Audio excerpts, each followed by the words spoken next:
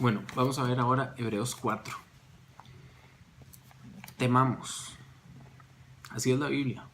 En un lugar dice que Dios no nos ha dado un espíritu de cobardía, sino de poder, amor y dominio propio. En otro lugar dice, o sea, como que el temor es malo. En otro lugar dice, el perfecto amor echa fuera el temor. Y donde hay temor es porque no se ha perfeccionado en el amor. O sea, como que el temor es malo. Y aquí dice, temamos. Que uno puede, una contradicción. No, es que así es la Biblia, así habla Jesús y tenemos que comenzar a conocer el contexto y el corazón del Padre. Y por eso Pablo decía, es que cuando uno lee sin el Espíritu es como tener un velo, no entiende. Aquí ese temor es como el temor de Dios, que es el principio de la sabiduría. Dice, temamos, o sea, tengamos cuidado estemos atentos temamos pues, no sea que permaneciendo aún la promesa de entrar en su reposo, alguno de vosotros parezca no haberla alcanzado. O sea, nosotros tenemos una promesa delante de Dios de que yo he venido a daros vida y daros vida en abundancia. No como el mundo la da, yo os la doy, la paz.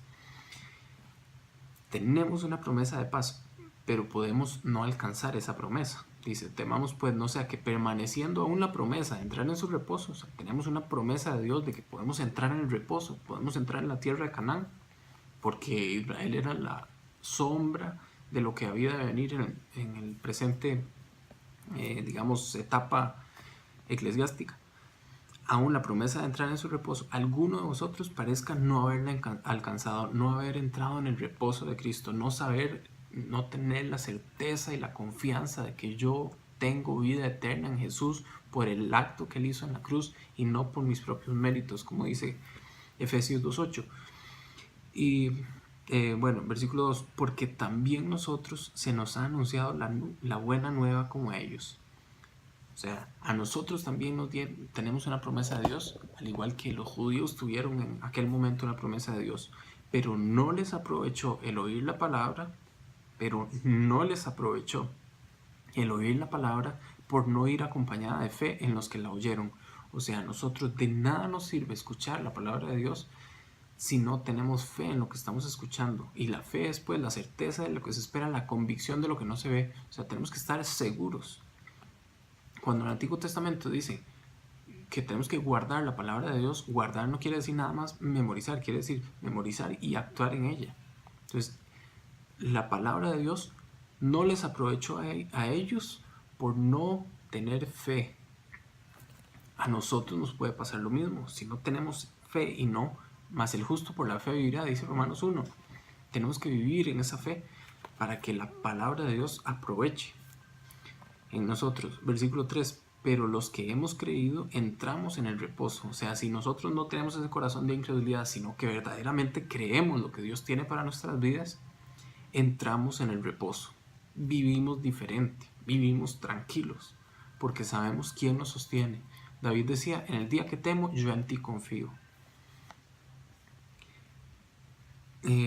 Pero los que hemos creído entramos en el reposo, de manera que dijo, por tanto juré en mi ira, no entrarán en mi reposo, aunque las obras suyas están acabadas desde la fundación del mundo. O sea, Dios terminó las obras desde la fundación del mundo, pero dijo, bueno, estos judíos por incredulidad no me van a entrar en mi reposo, salvo Josué y Caleb por haberme obedecido. Versículo 4. Porque en cierto lugar dijo así del séptimo día, y reposó Dios de todas las obras en el séptimo día, aludiendo a Génesis. Y otra vez aquí, no entrarán en mi reposo.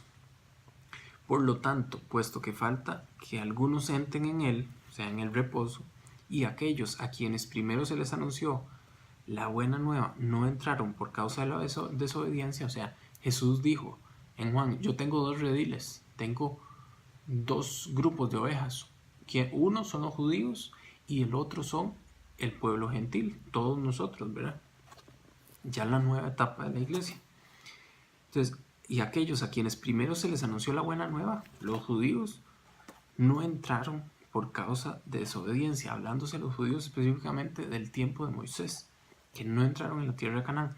Otra vez determina un día, hoy, diciendo después de tanto tiempo por medio de David, como se dijo, si oyereis hoy su voz, no endurezcáis vuestros corazones, porque si Josué les hubiera dado reposo, Josué fue el sucesor de Moisés, que los introdujo a la tierra de Canaán, no hablaría después de otro día. O sea, si la Biblia, si Dios se hubiera estado refiriendo solo al reposo para entrar a Canaán, ya no lo hubiera repetido, porque ya estaba en Canaán, incluso con Josué. En versículo 9, por tanto, queda un reposo para el pueblo de Dios, porque el que ha entrado en su reposo también ha reposado de sus obras como Dios de las suyas.